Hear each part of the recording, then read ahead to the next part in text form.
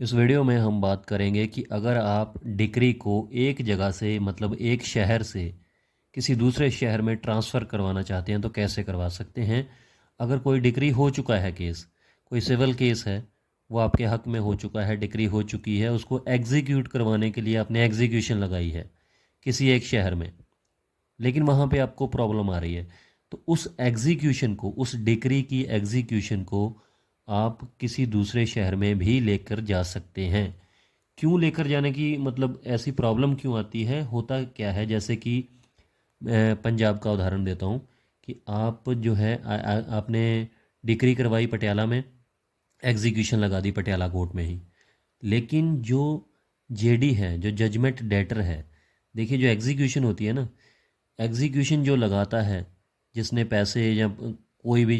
चीज़ लेनी होती है, जिसके हक में होती है डिक्री, उसको बोलते हैं डीएच, डिक्री होल्डर। और जिसके खिलाफ होती है, जिसने पैसे वगैरह देने होते हैं, उसको बोलते हैं जेडी, जजमेंट डेटर। तो जो जेडी होता है, जिसके खिलाफ एग्जीक्यूशन लगाई जाती है एग्जीक्यूट करवाने के लिए उस डिक्री को, अगर वो जेडी किसी और शहर का है, मान के चलिए पटियाला में आपने लगाई, लेकिन जो जेडी है वो अमृतसर का है, दूसरे शहर का है, ये विद इन स्टेट की बात मैं कर रहा हूँ, स्टेट एक ही है, पंजाब है, तो अगर वो अमृतसर का है तो आप एप्लीकेशन लगा सकते हैं किसके अंतर्गत, सीपीसी अंडर सेक्शन 39 के तहत। जो सेक्शन 39 है सीपीसी का, वो आपको ये पावर देता है कि आप विद इन स्टेट, चाहे वो हरियाणा है, महाराष्ट्र है, अगर महाराष्ट्र में किसी एक शहर से दूसरे शहर में एग्जीक्यूशन को लेकर जाना है तो भी यही सेक्शन काम करेगा। अगर पंजाब की बात जैसे मैं कर रहा हूँ, पटियाला से अमृतसर लेके जानी है, क्योंकि जेडी जो है वो अमृतसर का है, तो वहाँ पर फिर उसकी प्रॉपर्टी सारी अमृतसर में है, उसका बैंक अकाउंट अमृतसर में है, तो मतलब सारा कुछ उसका अमृतसर में है, तो एग्जीक्यूशन आपने पटियाला में लगाई है तो आपको प्रॉब्लम आ रही है। उसके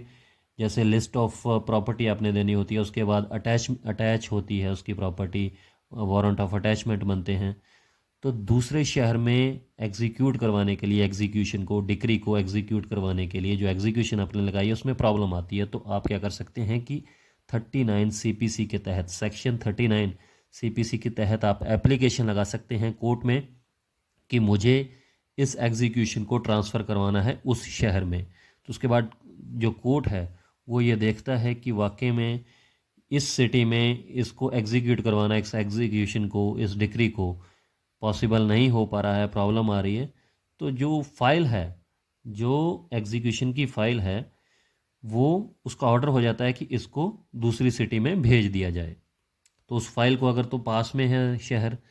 तो जो कोर्ट का प्रोसेस सर्वर है होता है वो खुद ही बाय हैंड ले जाता है, अदरवाइज़ थ्रू प्रॉपर चैनल उसको बाय पोस्ट, रजिस्टर्ड पोस्ट भेज दिया जाता है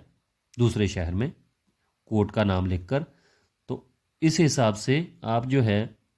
एक शहर से दूसरे शहर में एग्जीक्यूशन को ट्रांसफ़र करवा सकते हैं। जो डिक्री हुई है उसको एग्जीक्यूट करवाने के लिए जो एग्जीक्यूशन आप लगाते हैं वो लगा सकते हैं, उसमें कोई प्रॉब्लम वाली बात है नहीं है। अगर जेन्यून है, आपका रीज़न जेन्यून है, तो आपकी जो एग्जीक्यूशन है विद इन द स्टेट किसी भी सिटी से दूसरी सिटी में जा सकती है। तो उम्मीद करता हूँ आपको क्लियर हो गया होगा, सिंपल तरीके से समझाने की कोशिश की है। कोई कन्फ्यूजन हो, कुछ पूछना हो, लॉ से रिलेटेड कोई भी जानकारी चाहिए तो आप कमेंट करके पूछ सकते हैं। वीडियो अच्छी लगी तो कमेंट करके ज़रूर बताइएगा और लाइक कीजिएगा, आपके लाइक करने से ये वीडियो ज़्यादा लोगों तक पहुँचेगी।